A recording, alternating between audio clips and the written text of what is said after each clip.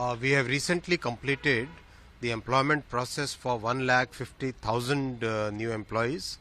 जब से एएलपी की नई भर्ती का नोटिफिकेशन जारी हुआ तब से काफ़ी ज़्यादा कैंडिडेट परेशान हो रहे थे पोस्टों को लेकर कि जो पद हैं उनको बढ़ाया जाना चाहिए।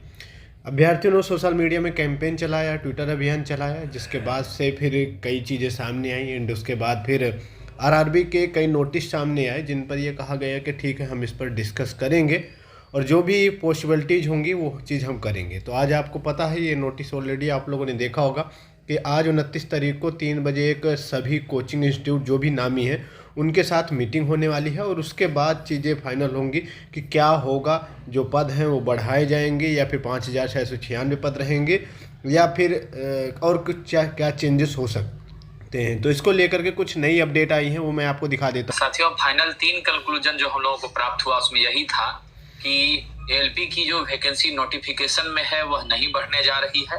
अगर असेसमेंट करने के बाद रिक्रूटमेंट प्रक्रिया के दौरान जैसा पिछली बार हुआ था कि 8,000 निकला था, बढ़ा करके उसको 17,000 कर दिया गया था, तो वैसी स्थिति बनती है तो बढ़ाई जा सकती है। उसके बाद दूसरी बातें थी कि टेक्नीशियन की वैकेंसी बहुत ही जल्द आपको देखने को मिलेगी, उसके लिए अलग से फॉर्म भरना होगा, उसका सेपरेट एग्जाम होगा। तीसरे नंबर पर जूनियर इंजीनियर और सीनियर सेक्शन इंजीनियर के लिए भी हम लोगों ने चर्चा किया, उस पर भी आश्वस्त किया गया कि वह भी बहुत जल्द आपको देखने को मिलेगी।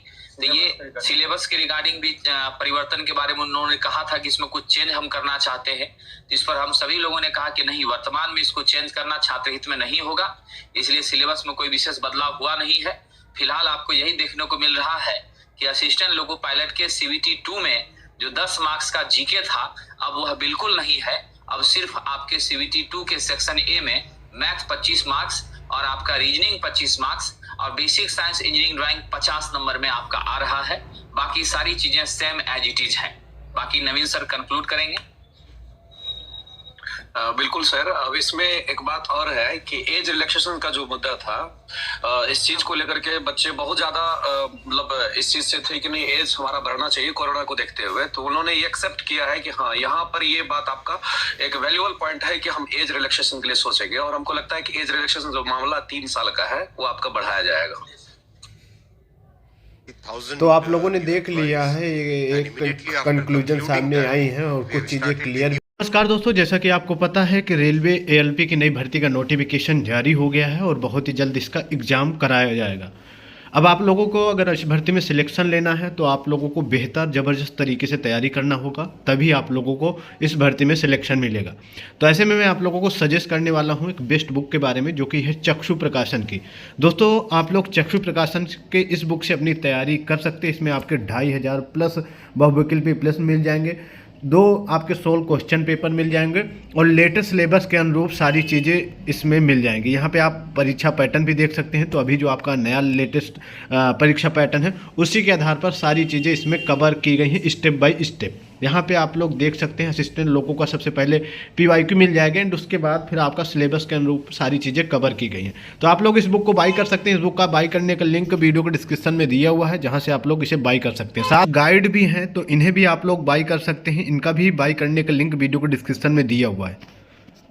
हो गई आपके कल 50 कोचिंग संस्थानों के साथ बैठक हुई और उस पर ये चीज़ें सामने आई हैं। ठीक है, छात्रों के कुछ भ्रांतियां थी, उनको क्लियर करने का कोशिश किया गया है। तो लगभग मुझे लगता है अब सारी चीज़ें क्लियर हों। एक तो ये जो पोस्टों वाला था, पदों वाला चीज़ थी कि वो पद बढ़ेंगे क्या, तो वो क्लियर हो गया कि भैया पद वगैरह नहीं बढ़ने वाले हैं, जो पद हैं वही पद रहनेंगे।